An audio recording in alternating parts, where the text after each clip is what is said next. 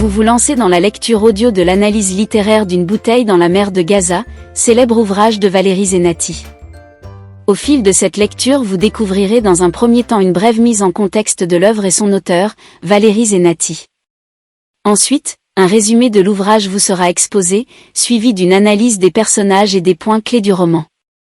Une fois ces différents points abordés, il ne nous restera plus qu'à conclure cette écoute par quelques questions qui pourront alimenter encore davantage votre réflexion. Partie 1. L'auteur. Valérie Zenati est née à Nice le 1er avril 1970.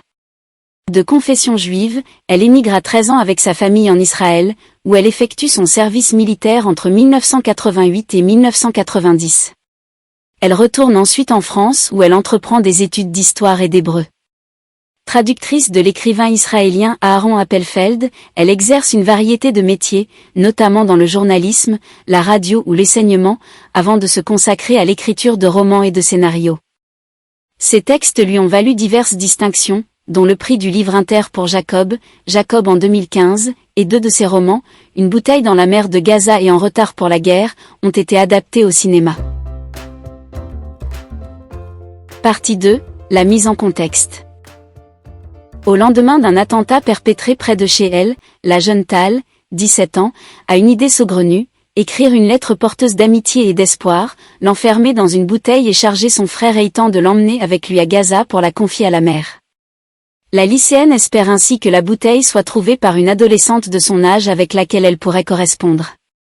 Contre toute attente, c'est un jeune homme qui lui répond, et il ne semble pas très avenant. Traduit dans une quinzaine de langues et couronné de plusieurs prix, Une bouteille dans la mer de Gaza est également adapté au cinéma par Thierry Binisti en 2012. Partie 3. Le résumé. Forcer le dialogue. Tal, une jeune adolescente israélienne, habite avec ses parents et son frère à Jérusalem, où la guerre est devenue une partie de son quotidien. Depuis 3 ans et le début de la deuxième intifada, c'est-à-dire la révolte nationaliste des Palestiniens, les attentats se succèdent.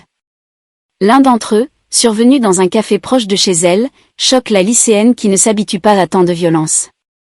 Elle adore sa ville, son quotidien, ses amis et ne supporte plus tant d'instabilité et de conflits entre Israéliens et Palestiniens. Alors qu'elle couche habituellement sur papier ses souvenirs et ses émotions pour elle-même, elle a un jour une illumination, elle doit entrer en contact avec quelqu'un de l'autre côté de la frontière avec Gaza. Elle décide alors d'écrire une longue lettre, qu'elle place dans une bouteille qu'elle confie à son frère Eitan, qui fait son service militaire dans la ville palestinienne. Elle lui demande de jeter la bouteille à la mer et espère que quelqu'un la trouvera et acceptera de dialoguer avec elle.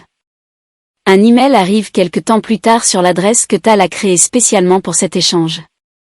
À sa grande surprise, il provient d'un homme qui refuse d'entrer dans son jeu. Cependant, la jeune Israélienne parvient à forcer le dialogue et entame une correspondance suivie avec celui qui se fait appeler Gazaman. Quelques mois plus tard, alors que Tal se promène dans Jérusalem afin de filmer la ville pour réaliser un documentaire, un attentat se produit sous ses yeux. Cet événement bouleverse son existence, la rend plus grave et amère, et l'amène à pousser son correspondant dans ses retranchements.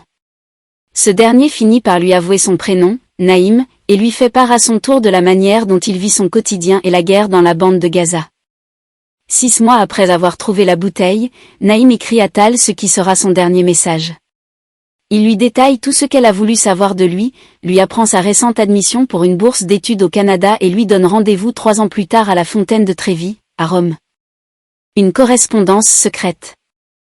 Les relations entre Israéliens et Palestiniens sont mal vues, raison pour laquelle Eitan est dans un premier temps choqué de la demande que lui fait sa sœur. N'est-elle pas folle de vouloir dialoguer avec un Palestinien en temps de guerre? De plus, être porteur d'un tel message le met lui-même en danger, pour les mêmes raisons. Il finit néanmoins par céder, par égard pour sa petite sœur. Tal a créé spécialement pour cette correspondance une nouvelle adresse électronique qu'elle consulte fréquemment pendant les 2 semaines suivantes, au terme desquelles elle reçoit un message d'un certain Gazaman.